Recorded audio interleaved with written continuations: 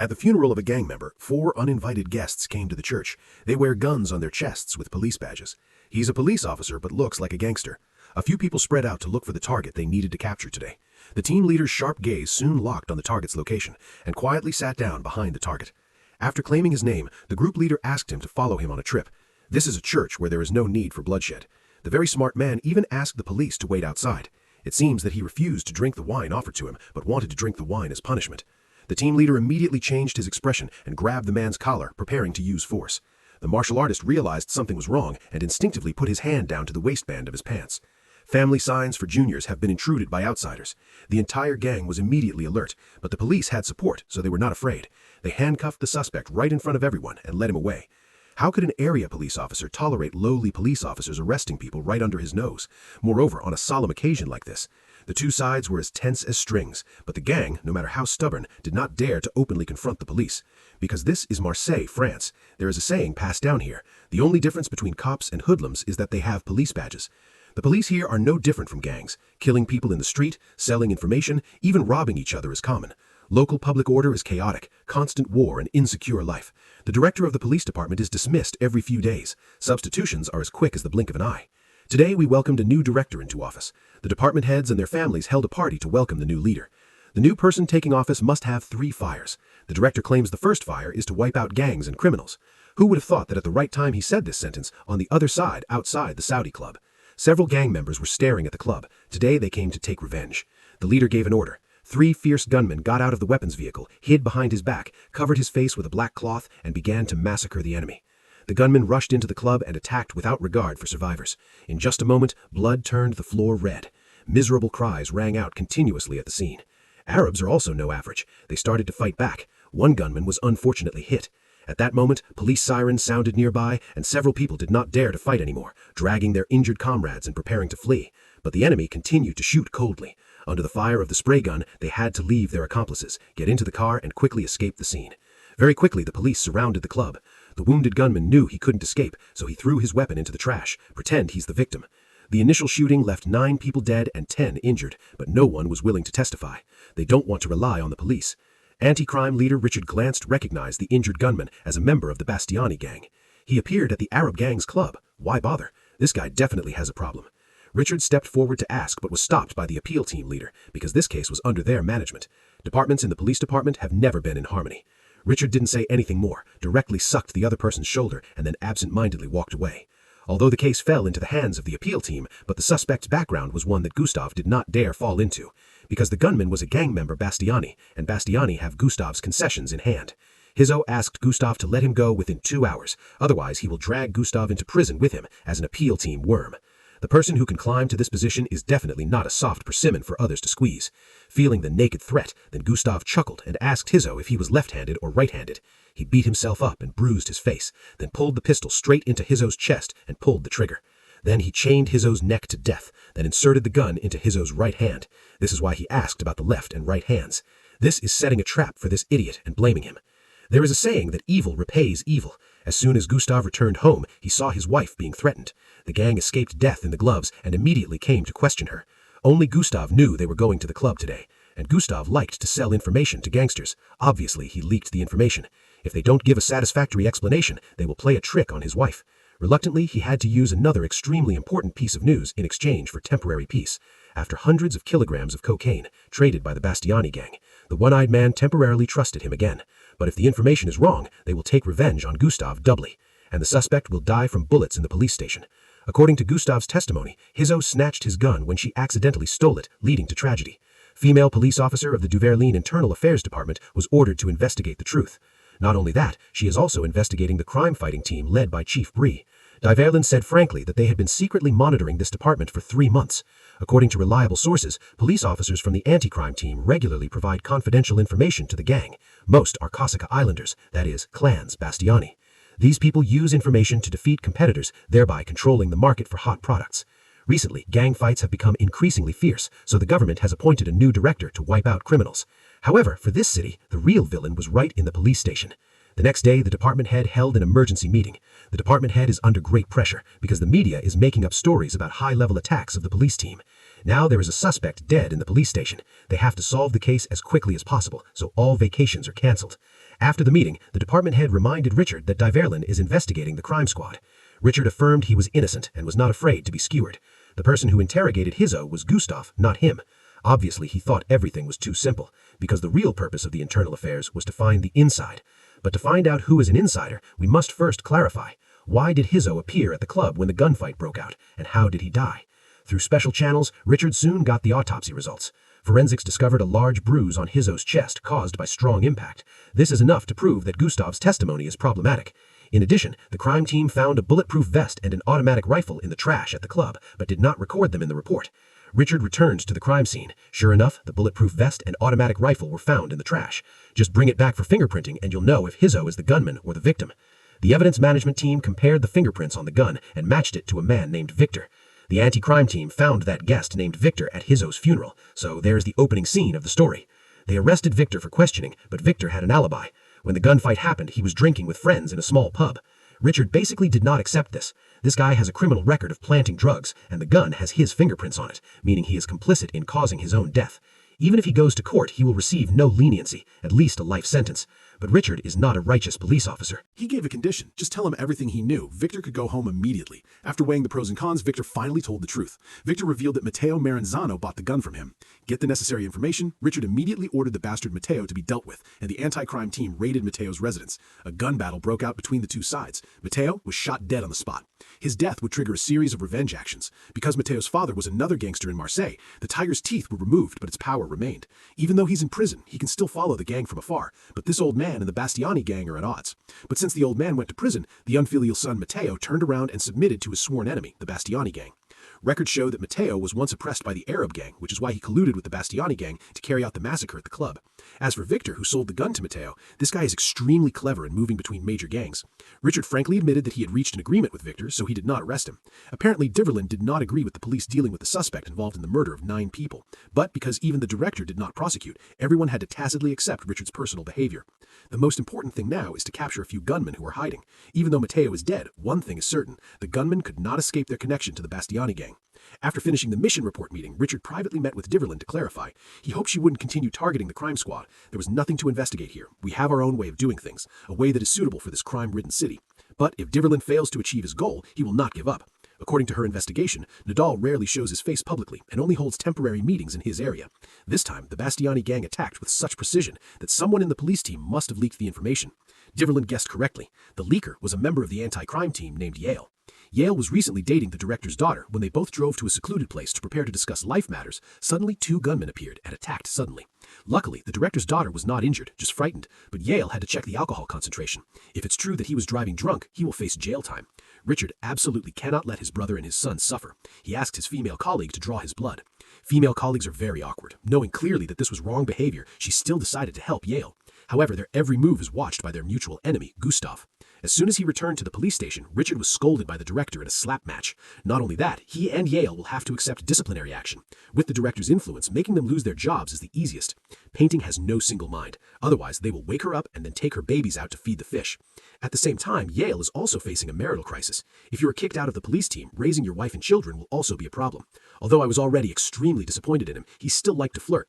The two argued fiercely. Their marriage is on the brink. Very quickly, the disciplinary results were announced. Considering Richard's previous achievements, the department head persuaded the committee to give him a 6-month suspension. During the suspension period, only 70% will be received. Salary, Richard had nothing to say about this punishment. But if Bastiani dares to publicly threaten his wife, he must take action.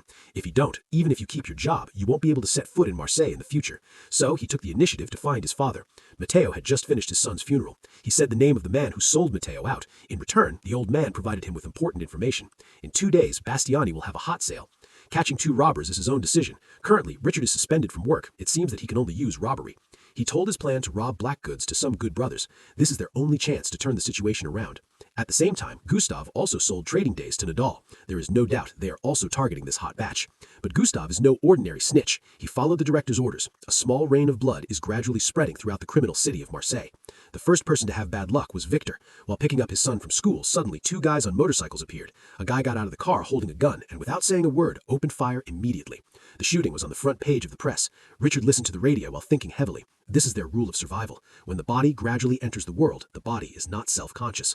He drove to the suburbs to meet his brothers in the anti-crime team. They prepared a confiscated vehicle and a batch of confiscated weapons. They planned to block the hot shipment tonight.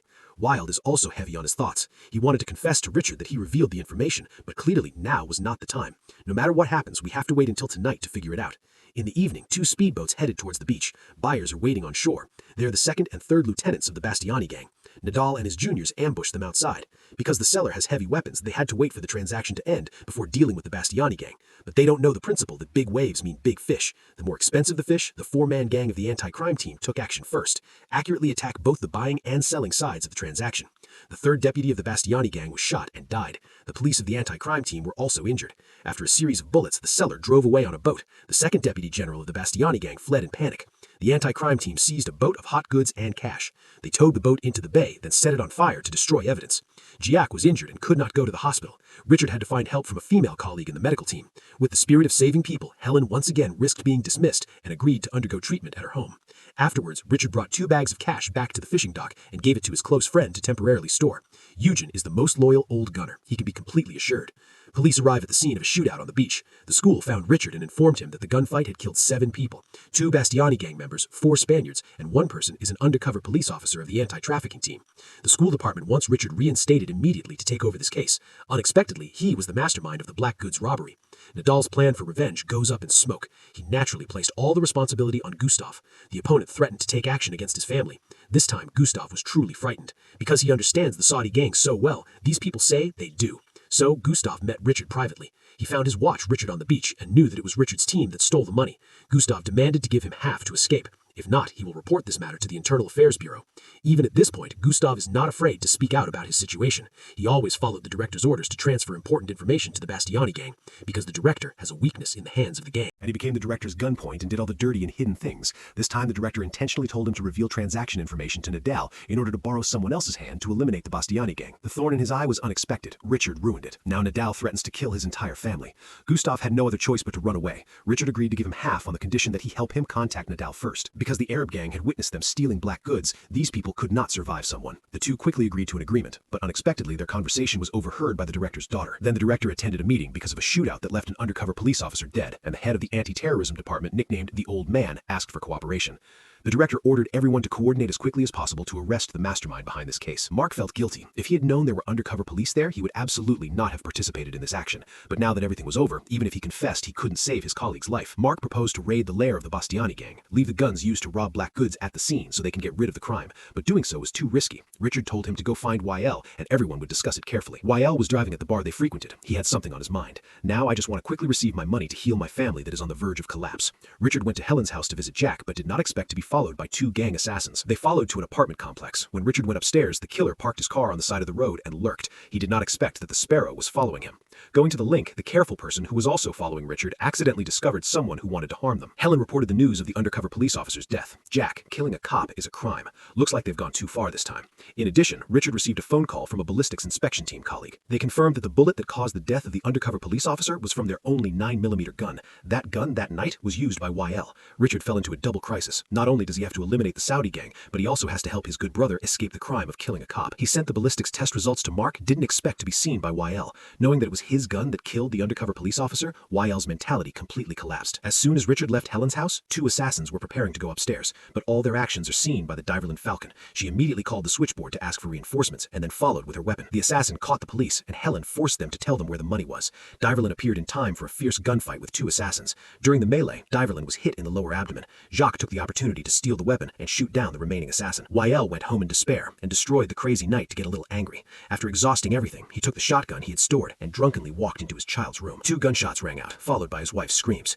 Then he walked out and pointed the gun at him, ending his wretched life. This wave has not yet calmed down. Another wave has emerged. Gustav and his wife were murdered. Seeing 2 people die right in my house, their bodies were deformed. Richard knew it was her gang's doing. Of course, the department head also knew, because Gustav's wife had an illicit relationship with him. She had previously tipped him off about Gustav's dealings with Nadal. There's a saying that misfortune does not spread to your wife and children. Manu did not deserve such an outcome. He decided that even if he had to use the law of the jungle, he would still have to kill Nadal to avenge avenge his lover. Because the two have a common enemy and have been friends for 20 years, the two quickly agreed to plan a perfect case. Then the director's daughter found Richard. She took the watch out of Gustav's locker and returned it to Richard. She heard their conversation in the locker room and knew her father was a hypocritical villain. Richard said it was Gustav making excuses to try to save the director's image in his daughter's eyes. But the director's daughter is not a child. She can distinguish between right and wrong and is righteous. She also found Gustav's notebook detailing every leak of classified information. Through this notebook, Richard came up with a way to deal with the Bastiani gang. He went directly to the enemy's grave to find a group of gangs to negotiate. In the notebook, there is evidence of collusion between police and their criminals. Now the anti-hot product team is also involved. It's time to end this drama.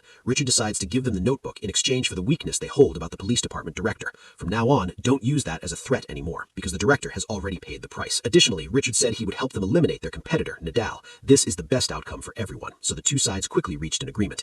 But the outcome is often unexpected. Do you know what the only difference between you and us is? The police badge. The director's so-called weakness is a shady photo with a young girl. For a powerful police chief, this photo was enough to make him lose his reputation. Richard used Gustav's phone to call Nadal, used the stolen $4 million as a lure to invite the opponent to come to a settlement. Then, taking the opportunity to capture this gang of thugs, they put the gun used to rob black goods in the trunk of the car, blaming all the blame on her gang. Now that there are no witnesses, you can write any report you want, just like you said, Bastiani's East Beam said. The only difference between the police and the gangsters is that they have police badges. Richard returned the photo to the director. From now on, he can rest assured, but his image in his daughter's eyes is no longer as great as before. After that, the director announced the conclusion of the case, stating that the gang had genuine evidence of murder and robbery in the incident on the beach. Like this statement, it can only fool the media, but not the head of the anti-hot product department. The entire Marseille police team are bad guys. There's no one who's the worst. There are only people who are worse, because the law cannot carry out justice. The old man will use his own way to avenge his subordinates when everything calms down.